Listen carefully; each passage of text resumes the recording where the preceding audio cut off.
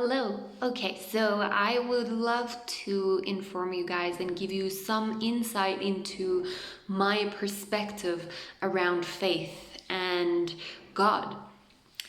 I have been noticing that, again, language is such a beautiful yet limiting thing. God means so many different things to so many different people. And in my experience, faith means a lot of different things too. So, a little bit of background to give you guys some insight and to make you understand where I'm coming from. I was born and raised as a strict Christian, and I always had these questions popping up that was never understood, and the answers that I was getting, it felt like they were listening to reply instead of listening to truly understand. Almost like I was judging in my question, but it was purely out of curiosity.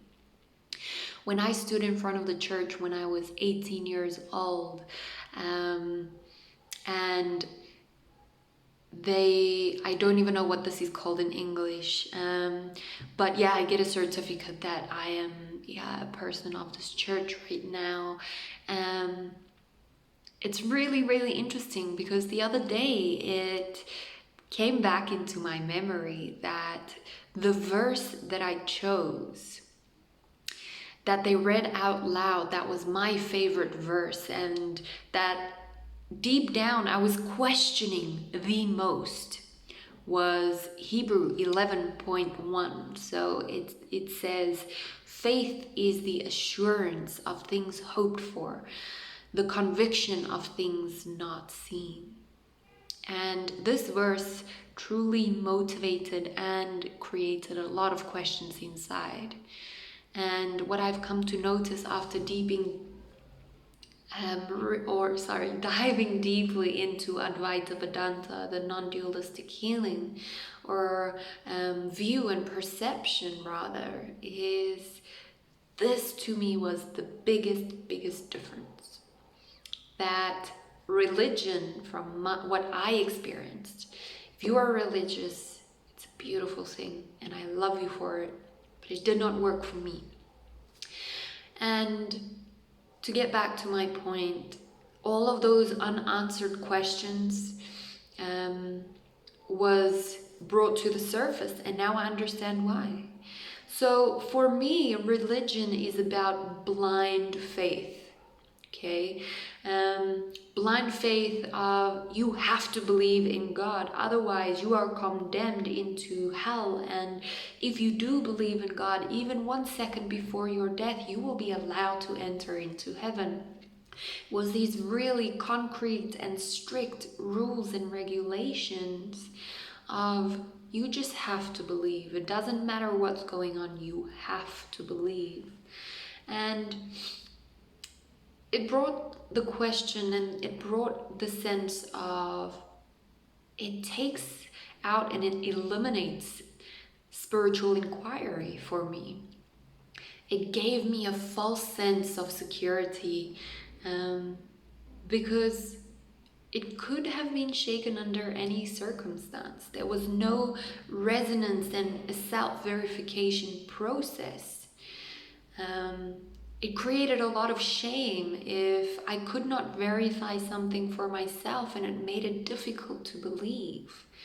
Where, taking back now to the way that I understand and the way I perceive and verify things, that non-duality, the way that I understand it now, is it's based on knowledge of self-verification.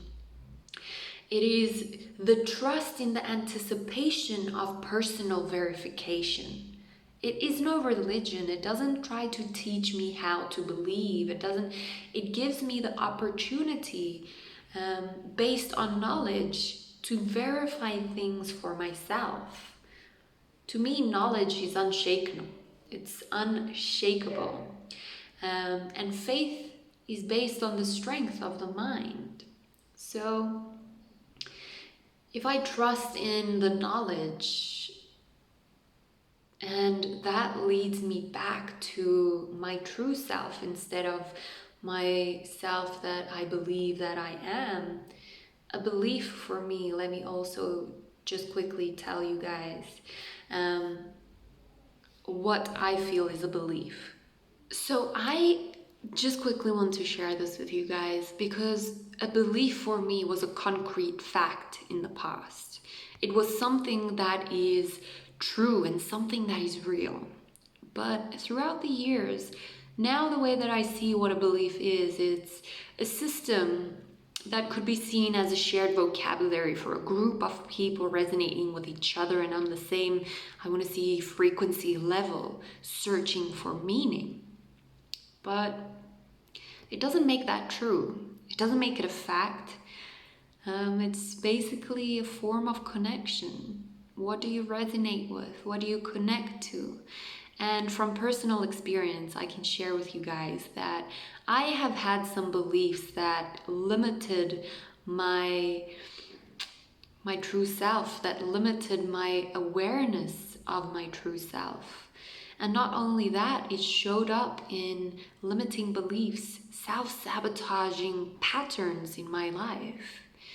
So I do agree that as a human being, we do have belief systems, we do have beliefs.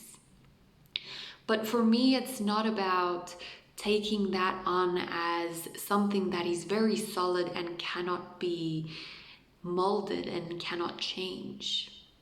So I still have beliefs, whether knowing or unknowingly, but I choose not to attach to the result and to the structure of these beliefs.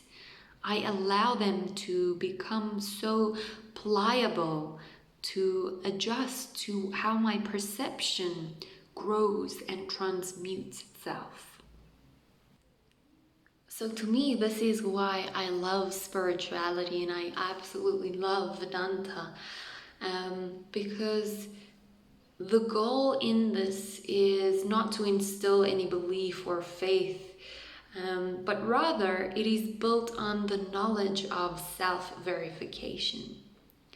So I invite you guys to contemplate what I shared. And again, this is my perspective. This is my unique perception of all of these things. But this to me is the difference between the faith instilled, the blind faith instilled in religion versus the chosen self-verifying faith that I can feel. And even beyond that, because I feel conscious existence, we have a direct relationship with that. We experience the outside world through our senses, through what this beautiful body can pick up and process and transmute and transfer. But this is something that we become aware of through our senses, where conscious existence, the truth of who we are, we have such a deep and intimate, direct relationship that we do not perceive that through the senses. It could possibly be that connecting back past any state that you can ever imagine and dream of, past being blissful in samadhi, in nirvana, moksha, whatever the case may be, that experience cannot be put into words or feelings or worldly things and content. That is what I strive for. Not only to experience firsthand, but to share with people so they get to verify that for themselves. Thank you for listening. Send you love.